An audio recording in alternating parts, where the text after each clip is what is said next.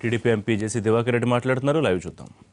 అక్కడేమీ రాజకీయ సంభాషణ జరగలేదు కానీ ఇంకా హలో హలో బాగున్నారా అనుకున్నాం, ఫోటో తీసుకున్నాం, పంపించేశారు. అందుకంటే తర్వాత ఇన్నర్ లాబీలో సోనియా గాంధీ గారిని కలిశాను. అదే రోజున ఆమెతో కూడా మాట్లాడాను. ఆమెతో మాట్లాడినప్పుడు నాకు చాలా విచారకరమైనటువంటిది ఏమిటంటే ఈ రాష్ట్రాన్ని ఈ రకంగా చేశాను అనేటువంటిది ఆమెలో ఏమాత్రం కూడా కలపడలే, ఆలోచన కూడా ఉన్నట్టుగా లేదనుకో. ఆలోచన చింతించాల్సింది పోనిచ్చి yes I have done a right thing. నీవు ఇప్పుడు కాదు అండర్స్టాండ్ చేసుకుంది, 15 సంవత్సరాల తర్వాత 20 సంవత్సరాల తర్వాత.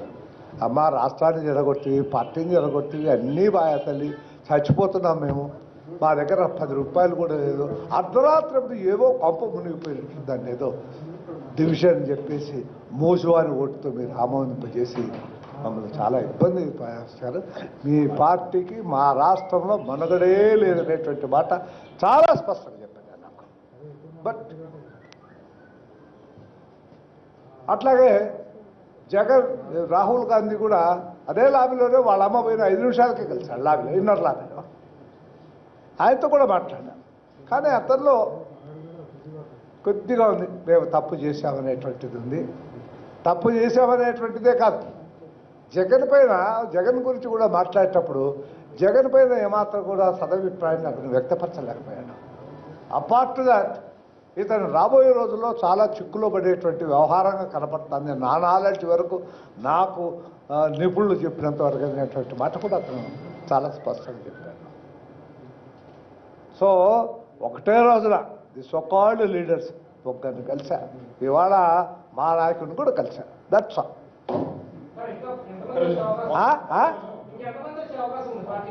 చాలా మంది వస్తారు, దానికి ఎందుకు ఒకరా ఇద్దరా అనేది ఎందుకు? నేను చెప్పే కదా, అని ముఖ్యమంత్రి పిలిచేది అంటే ఒకరా ఇద్దరా ముగ్గురా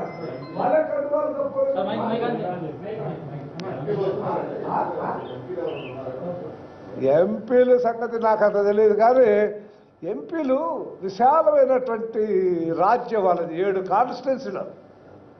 వీళ్లకు కాన్సన్ట్రేషన్ ఎక్కువ, ప్రజల యొక్క కాన్సన్ట్రేషన్ ఎక్కువ ఉంటుంది ఎమ్మెల్యేల పైన. అందువల్ల వాళ్ళు గిలగిల్లాడుతున్నాడు. ఇప్పుడు నా ఏరియాలో ఉంది, నాకు నీళ్ళు కావాలంటే నీళ్ళు ఇచ్చాడు, డబ్బు కావాలంటే డబ్బు ఇచ్చాడు, పంట పొలాలకు నీళ్ళు ఇవన్నీ చేశాడు. కాబట్టి నా పక్కన ఉన్నటువంటి వాడు లబలబా మొత్తుకుంటున్నాడు. నేనేం చేయలేకపోయినా దివాకర్ రెడ్డి అర్థం చేశాను. సో ఆ కంపారిజన్ వస్తుంది. కాబట్టి ఎమ్మెల్యేలు ప్రవాహం మాత్రం వచ్చేస్తాం. ఈరోజు పార్లమెంటు సభ్యుల సమావేశంలో ఈ ఇసుక విధానం పైన ముఖ్యమంత్రి గారు చేసిన విధానం, ఎందుకంటే దీంతో కొద్దిగా ప్రభుత్వం చెడ్డ పేరు వచ్చింది. ఎక్కడంటే అక్కడ కొద్దిగా రేట్లు ఎక్కువ అమ్మారు. ఇప్పుడు ఇసుక ఫ్రీగా అందరికీ ఇవ్వాలన్న దీంతో పార్లమెంట్ సభ్యులందరూ ఏకగ్రీవంగా ముఖ్యమంత్రి గారిని హర్షం వ్యక్తం చేసి అభినందించడం జరిగింది. ఎందుకంటే ప్రజల్లో ఏదైతే ఉందో ఆయన అర్థం చేసుకొని వారందరికీ ఉచితంగా ఇచ్చే దానికోసం చేసిన దానికి నిజంగా హర్షదాయకం.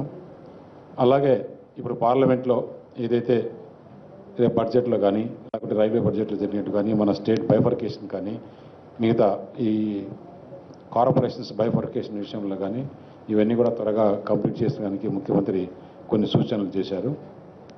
అలాగే పొలిటికల్ ఇష్యూస్ కానీ అవి కానీ ఏ విధంగా పార్లమెంట్లో మనం ఇష్యూస్ మన హుదూద్ తుఫానుకు ఇంకా రావాల్సిన బ్యాలెన్స్ కానీ, లేదు కరువు మండలాలు ప్రకటించిన బ్యాలెన్స్లు రావాల్సినవి, అలాగే వరద బాధితులకు రావాల్సినవి కూడా ఇవన్నీ కూడా కాన్స్టెంట్గా ఎప్పటికప్పుడు కోఆర్డినేట్ చేసుకొని రాష్ట్ర విభజన యాక్ట్లో ఏమున్నాయో అవి ముఖ్యంగా ఏంటంటే ఈ సమావేశాల్లోనే మన స్టేట్ అసెంబ్లీ రీఆర్గనైజేషన్ నెంబర్ పెంచడం జరుగుతుంది. దీనిపైన 2 రాష్ట్రాలు కూడా కావాలని చెప్పేసి సెంట్రల్ గవర్నమెంట్ పెట్టడం బిల్లు కూడా తయారవుతోంది. ఈ సమావేశాల్లోనే ఈ రీఆర్గనైజేషన్ బిల్లు మన ఆంధ్రప్రదేశ్లో 225 వచ్చేదానికి కూడా చేసుకునేదానికి నాకు తెలిసినంత వరకు ఎక్కడ దీంట్లో అభ్యంతరాలు లేవు. మిగతా స్టేట్లో కూడా ఎక్కడ కూడా ఏం లేదు. రీఆర్గనైజేషన్లో సింపుల్ బిల్ ఇది పెట్టేసి మనం పాస్ చేసుకోవడమే. త్వరలో ఉండేది 9 సిట్టింగ్స్ ఉన్నాయి ఇంకా పార్లమెంటు. ఈ 9 సిట్టింగ్స్లోనే ఈ బిల్లు అయిపోతుంది. ఎందుకంటే జగన్మోహన్ రెడ్డి కొంతమందికి వాళ్ళ పార్టీ తరఫున ఈ బిల్లు కాదు, మేము వాళ్ళతో మాట్లాడాం వీళ్ళతో మాట్లాడినాం అని చెప్పేసి అసెంబ్లీ నెంబర్ పెరగకుండా వాళ్ళ ఎమ్మెల్యేలను పోకుండా కాపాడుకునే దానికోసం ఈ మాదిరి చేస్తున్నాడు. అసలు ఈరోజు సాక్షి పేపర్లో చూస్తే చూడండి, మీరు గమనించారో లేదో, రేపు రాజ్యసభ ఎన్నికలు జరగబోతున్నాయి, ఓపెన్ బ్యాలెట్ ఉంటుంది, మీరు ఎవరన్నా ఓట్లు వేస్తే అంటే వాళ్ళకి అప్పుడే జ్వరం పుట్టుకునింది, మాకు వచ్చే ఒక్క రాజ్యసభ సీటు కూడా రాదు అనేది ఈరోజు సాక్షి వార్తతో వాళ్ళకు వచ్చేసింది. ఇక్కడ నేను మొదటి నుంచి చెప్తున్నా, వాళ్ళ జగన్మోహన్ రెడ్డి ప్రవర్తన తీరు, చంద్రబాబు నాయుడు చేసే అభివృద్ధి, ఈ రెండు పోల్చుకుంటున్నారు. మనం విడిపోయిన రాష్ట్రం, మనకు క్యాపిటల్ కావాలి, అలాగే పోలవరం ప్రాజెక్ట్ రావాలి, రాయలసీమకు ఏదైతే హంద్రినీవా గాలేరున్నగిరి, ఈ మూడు ముఖ్యంగా మన ముందున్నాయి.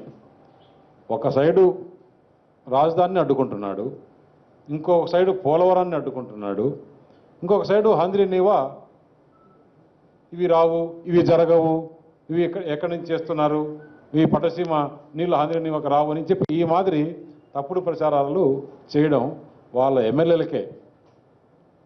ఏదైతే మనం చూసాం, మన ఆదినారాయణ రెడ్డి కానీ భూమా నాగిరెడ్డి కానీ ఏం మాట్లాడారు, ఏం చేశారని. రేటు విజయవాడలో ముఖ్యమంత్రితో పార్టీ సమావేశం తర్వాత ఎంపీలు మీడియాతో మాట్లాడుతూ జేసీ దివాకర్ రెడ్డి వైసీపీలో ఎమ్మెల్యేలు తీవ్ర ఇబ్బందులు పడుతున్నారు, త్వరలో ప్రవాహంలాగా టీడీపీలోకి వచ్చేస్తారని చెప్తున్నారు. అలాగే రమేష్ మాట్లాడుతూ నియోజకవర్గాల పెంపుకు సంబంధించి అంతా సానుకూలంగా ఉంది, ఈ పార్లమెంట్ సమావేశాలు